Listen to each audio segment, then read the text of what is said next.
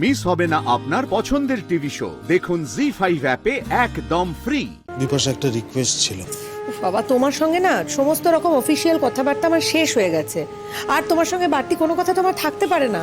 কিসের কথা আমি বোঝাতেই পারছি না। তোমার সঙ্গে কথা বলতে গেলেই আমার ইরিটেশন হয়, আমার বিরক্ত লাগে। অন্য কোনো কারণ নেই, বিশ্বাস করো। আমি আর অন্য কোনো কারণের মধ্যে ঢুকতেও চাই না, কিন্তু সত্যি সত্যি তোমার সাথে কথা বলতে গেলেই বা তুমি কথা বলতে এলেই আমার একটা অস্বস্তি হয়, বিরক্তি লাগে, ইরিটেশন হয়, শরীর খারাপ করে। আর আমি পুরো বিষয়টা নিতেই পারছি না, নিতে আমি চাইও না। তাই প্লিজ আমার সঙ্গে আর কোনো কথা বলার চেষ্টা করো না। এটাই বলতে চাইছিলাম যে আইনত তো তুমি এ বাড়িতে থেকে যেতে পারো। আইনত আমি কি কি পারি কি কি পারি না সেটা আমার কাছে ক্লিয়ার। আমি জানতাম না, অবশ্যই এতদিন তো বুঝিনি যে আমাকে এই আইন সম্পর্কে কি কি আমি পারি কি কি পারি না এই সম্পর্কে আমার নলেজ থাকতে হবে, আমাকে জানতে হবে, বুঝতে হবে। বুঝিনি, এখন বুঝতে হচ্ছে।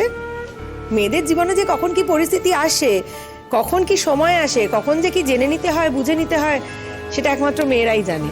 আমারও সেই সময়টা এসছে জীবনে।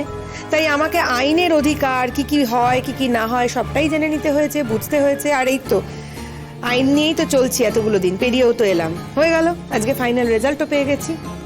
শোনো, একটা কথা বলি তোমাকে, কিছু কিছু মানুষ থাকে যারা আইনের অধিকার না থাকলেও সে অধিকারটা ফলাতে চায়, আর কিছু কিছু মানুষ থাকে যে অধিকার আছে জেনেও সেটা অ্যাপ্লাই করতে চায় না।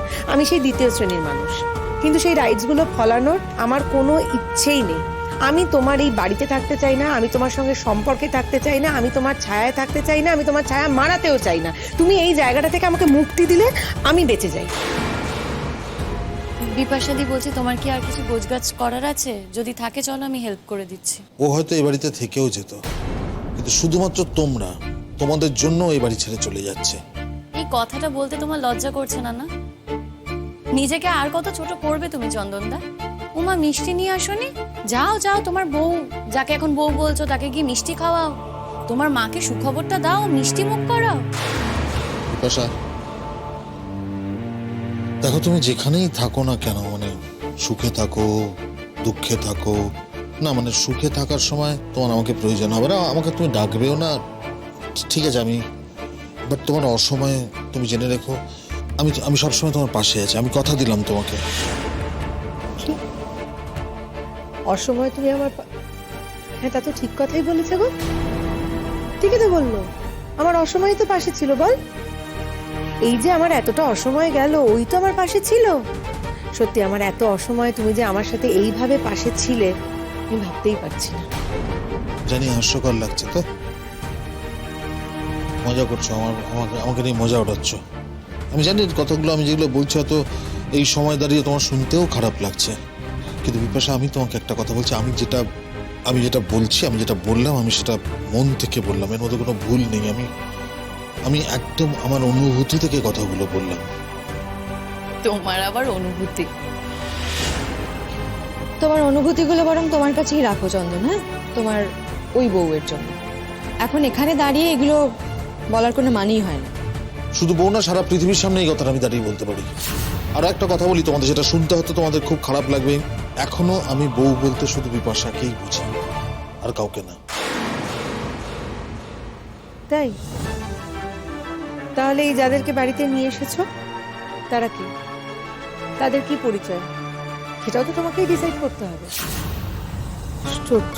তুমি না যাও প্লিজ, আমাকে একটু আমার মতো করে গুছিয়ে নিতে দাও। আর তো কিছুক্ষণের ব্যাপার। যাওয়ার আগে মায়ের সাথে একবার দেখা করেছো? মা, এতদিন তোমার মাকে না সত্যিই নিজের মা ভাবতাম। যেটুকু করেছি সেটুকু মন থেকে নিজের মা মনে করেই করেছি, কিন্তু এখন আর ভাবি না গো, আর ভাবি না। হ্যাঁ, তবে কি, বয়োজ্যেষ্ঠ মানুষ, এ বাড়ি থেকে তো একেবারে চলেই যাচ্ছি, চলে যাওয়ার আগে এটুকু সৌজন্য না দেখালে আমার ভালো লাগবে না, তাই বলে যাবো। আর মিস করবো তোমার মেয়েটাকে, বাচ্চাটার সাথে কদিনে জড়িয়ে পড়েছিলাম তো খুব, ওর জন্য খারাপ লাগবে। দেখা করে যাবো এসে এসে, হ্যাঁ একদম, যখন তুমি থাকবে না তখন। তুমি থাকার সময় আসার কোনো প্রশ্নই উঠছে না। তুমি বরং বাড়িতে একটু বলে রেখো, পারলে যদি কখনো এপাশ দিয়ে যাই তাহলে দেখা করে যাবো একবার।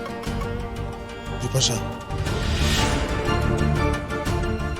প্লিজ করো না, প্লিজ এটা করো না।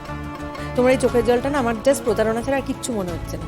এটা প্রতারণা ছাড়া আর কিচ্ছু না। আর খুব নাটকে মনে হচ্ছে, আমার কিচ্ছু এসে যায় না, আমাকে টাচও করে না, প্লিজ করো না।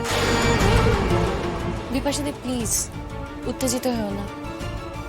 দেখো সব উত্তেজনা তো প্রশমন ঘটে গেছে, তাই উত্তেজনা দেখিয়ে কোনো লাভ নেই। চলো বিপাশা, এখানে যতক্ষণ থাকবে ততক্ষণ ও এইসব বলে তোমাকে ইরিটেট করবে। হ্যাঁ চলো, আমরা হেল্প করে দিচ্ছি তোমাকে। হ্যাঁ, আমার তো সব গোছানোই আছে, আর কি আর নেবো এখান থেকে? 2-4টে যা কাপড় আছে সেই তো নেবো, আর কিছু না। আশা করি তুমি তোমার সব জিনিসপত্র নিয়ে যাচ্ছ। তোমার আশা অনুযায়ী পৃথিবীর সমস্ত কাজ হবে সেটাই বা ভাবো কি করে? বা তুমি যেটা যেটা আশা করছো সেই অনুযায়ী আমিও কাজ করব, এটাই বা ভাবো কি করে? তোমাদের বাড়ি থেকে পাওয়া কোনো জিনিসই আমি নেব না, সমস্তটাই রাখা থাকবে মধুরিমার জন্য। Thank you. একটু চলো তো, জিনিসপত্রগুলো গুছিয়ে নিতে হবে। হাই। আগের দিন রাতের খানিকটা এনকোয়ারি কিন্তু আমার টিম করেছে। হ্যাঁ, আপনি শ্বশুরবাড়ি গিয়েছিলেন, কিন্তু যখন পৌঁছানোর কথা ছিল আর যখন পৌঁছেছেন দুটোর মধ্যে আকাশ পাতাল তফাৎ। স্যার 1 মিনিট, আমার না মনে হয় আমি আপনাকে আর একটা কথা বলতেই ভুলে গেছি। কি বলুন তো? সেদিনকে ওষুধের দোকান ছাড়াও আরো একটা দোকানে আমরা গেছিলাম কিছু কেনাকাটি করতে। আসলে বাবা মার বাড়ি অনেকদিন পরে যাচ্ছি তো, কিছু কেনাকাটি করে হাতে নিয়ে ঢুকতেই হতো, সেই জন্য হয়তো একটু সময় বেশি লেগেছিল, ওই জন্য আমি আর টাইমটা ম্যাচ করাতে পারিনি। তাই? আর কোথায় কেনাকাটা করতে গেছিলেন? ওই বাবা মার জন্য জামা কাপড় ইত্যাদি কেনাকাটা করতে গেছিলাম আর কি। জামা কাপড় ইত্যাদি কেনাকাটা করতে গেছিলেন, কিন্তু গেছিলেন কোথায়? না না, ঠিক আছে, বলতে হবে না, আমি পেপার দেব, লিখে দেবেন।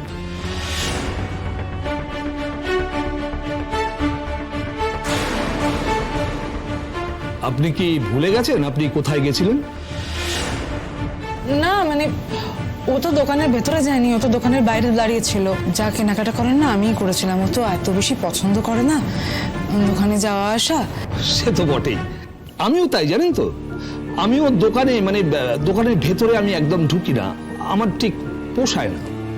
সেসব কথা বাদ দিন, কিন্তু কোথায় গেছিলেন সেটা তো মনে আছে। আরে আপনি তো আর চোখ বন্ধ করে রাস্তা দিয়ে হাঁটেননি। না না, তা তো বটেই, মানে লিখে দিন, আপনারা দুজনেই লিখে দিন। কেন? দোকানের নামটা লিখুন।